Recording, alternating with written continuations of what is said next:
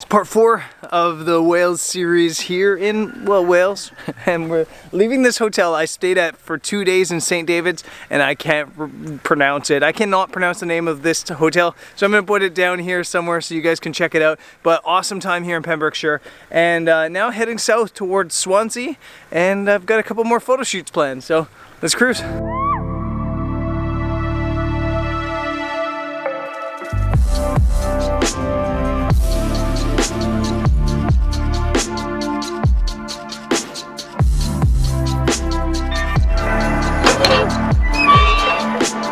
I'm staying out here at a hotel called the King Arthur Hotel, which is actually pretty perfect because it's right in the middle of a bunch of locations I've wanted to photograph for ages. In fact, there's more locations than I have time to shoot here in just one sunrise and one sunset. So I'm doing what I kind of normally do when I have a lot of locations, and I'm location scouting. I've never been to this area, and I've come to the first place I wanted to location scout, which is Rosselli Beach, which is phenomenal. I think this is actually a really good photo location for like a hero image, an epic hero image, because you have all these points on the cliff edge right above the beach that you could put, you know, a hiker or a person to stand in.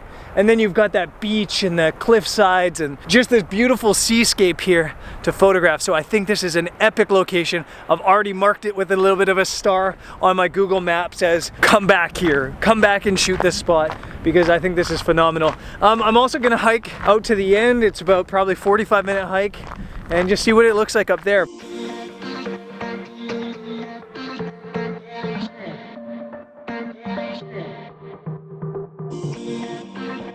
Rosselli Beach is a stunner. It's a photo location that has so much to offer, and honestly, I almost gave up on my sunset shoot spot to stay. And as I drove away, I worried that I made the wrong decision. But as soon as I started to crawl down the hill to Three Cliffs Bay and saw the location, all doubt evaporated. Wow, what a location. It is hazy, and hopefully that clears, but wow, this place is just beautiful. You've got, I think this is called Three Cliffs Bay, and I'm guessing those three pyramid things over there are the three cliffs. If this haze clears up, I think this could be special, so let's move.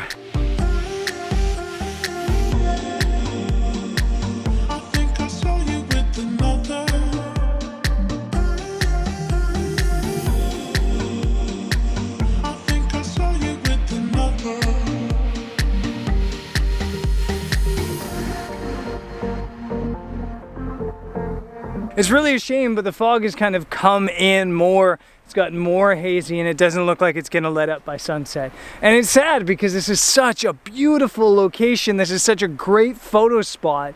I just absolutely love everything about this location, except for the light right now.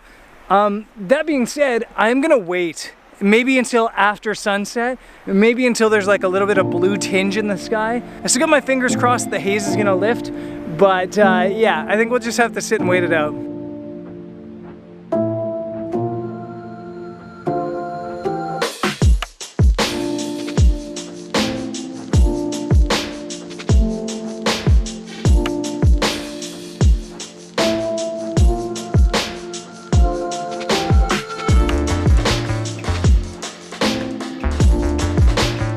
The light didn't turn. It's an epic scene and a killer location. And it can kind of get tough when it starts to feel like the conditions are constantly working against you. But I did walk away with an image that's alright. It's hard to walk away from a location with so much potential though.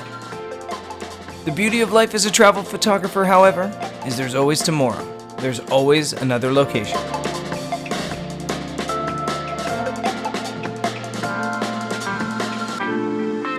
It's still pretty foggy this morning, and I've come to a place called Mumbles. There's a lighthouse here, which was the main goal. I also thought maybe I could photograph the pier, but it turns out the pier is under construction. So now I'm turning around and definitely going to photograph the lighthouse, which is just up that way.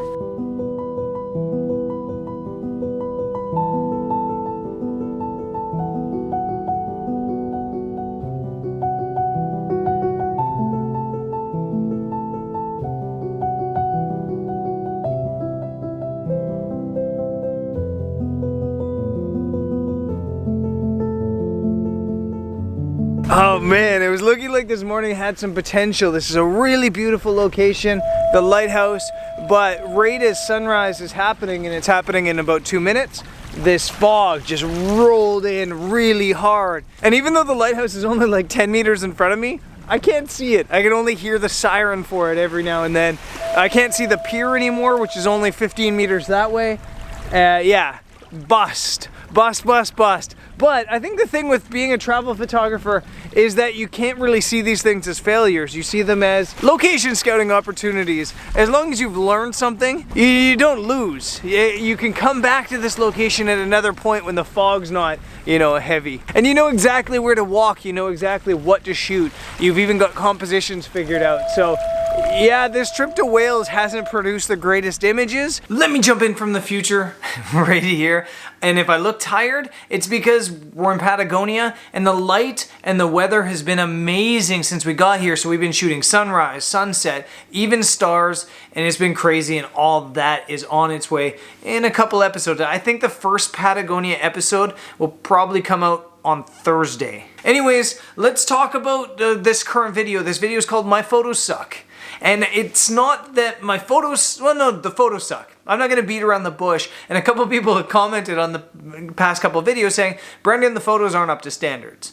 And I totally agree. They're not phenomenal. They're okay, they're passable, but they're not, you know, up to my, what I think is my usual standards.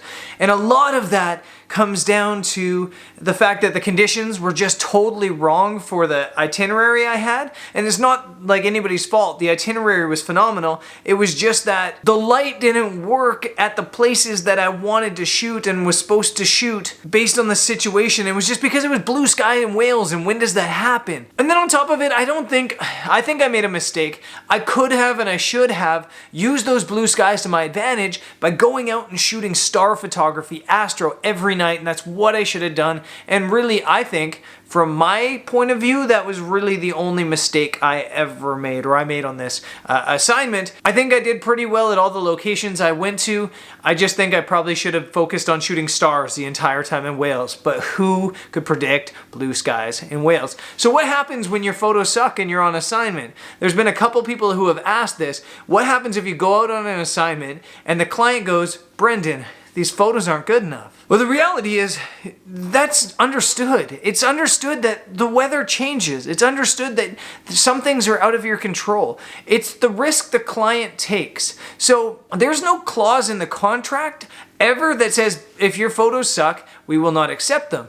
But if your photos do suck and you don't have good reason for it, I don't think the client's ever going to work with you again. So you should have good reason, and you should do your best to make sure you deliver a good number of images for said client. But I want you guys to know that this stress of you need to get epic photos all the time doesn't really exist, because most clients in 2019 fully understand the fact that sometimes you just don't get the right conditions. And they fully understand that as long as you try hard enough and you prove that you tried hard enough by showing what you did get in certain locations, by delivering a big set of images, that happens. If a client sent you on safari to find tigers and photograph tigers, and they gave you 3 days to do it and you didn't find a tiger, that's the risk that they took. You can't magically make tigers appear. Although that would be cool if you could magically make tigers appear. So there's definitely an understanding between you and a client, and that's part of relationship building in business. They understand, for example, my Scotland project, I delivered. I got really great images in Scotland on a really kind of short time frame, and I way over delivered on that. And so when you build a relationship with a client over time, they know, you know what, Brendan absolutely killed Scotland in the right conditions. And yes, his Wales images were a little bit less spectacular, but that's probably the conditions rather than the photographer. So yes, my photos suck, but 2, no, I'm not really stressed about it because I have a very good relationship with Visit Britain. The other thing I wanted to talk about in this video is I have had a lot of comments, and they're not angry comments, they're very positive comments from people going, why would Visit Britain hire a Canadian and not a Welsh person? There's lots of great photographers in Wales, there's got lots of great photographers in the UK that know the locations better and that are from that country. It makes sense that, you know, a destination would bring in their own photographers. And that's a great question. And the truth is, Visit Britain absolutely uses British photographers for the vast majority of the things they do. But there's 2 or 3 reasons why they wouldn't use a British photographer in this situation. The first reason is probably the most obvious, and that's that a foreigner has fresh eyes on places. When I see foreigners photograph Canada, I'm always mind blown by the angles they pick out and the atmosphere to it. And it goes back to what I was talking about in my challenges of photography video. The more you become desensitized to a location, the harder it becomes to shoot. So if you're a local, it becomes harder and harder and harder to shoot your home area. And I think, yes, there's a certain point where it actually becomes easier and you find all the best spots and all these cool little places. But I think overall, a travel photographer or a foreigner will just have a different perspective on it. The second reason is that it's a travel project, so they need to have kind of that travel feel to it. And again, by bringing in a local to do something like that, I feel like it's a little bit harder for that to be achieved. Finally, there's the very important fact that a travel photography assignment in 2019 is very rarely just about the photos. Usually there's an ulterior motive or some sort of background motive from the client. You very rarely do a project these days where it's just, I've taken the photos, here they are. So Visit Britain, I believe, and this is just me assuming, Visit Britain at the moment looks to be going after a Canadian audience. So by bringing in a Canadian photographer, that Canadian photographer will then share Wales on their channels, their social media accounts, their Twitter, their Facebook, their Instagram, to their Canadian audience, their Canadian heavy audience. And hopefully those Canadians will then come to Wales and visit Wales and photograph Wales, travel Wales, stay at the hotels and do all that sort of thing. So it's the job of Visit Britain to promote the UK to the world. And again, don't quote me on that, I'm just guessing because it's a tourism board and that's usually what they do. And so their goal, yes, is to have really cool photos for their social media accounts, for their brochures, for their media, for their marketing or whatever. But I honestly think that in 2019, that's their secondary purpose, and their primary purpose is promoting Wales, promoting the UK to the world, and in this case, promoting Wales and the UK to a Canadian audience. So that's why they hired me. Hopefully they still love me, even though my photos kind of suck. And now, I guess let's get back to the video where I'm headed to the airport.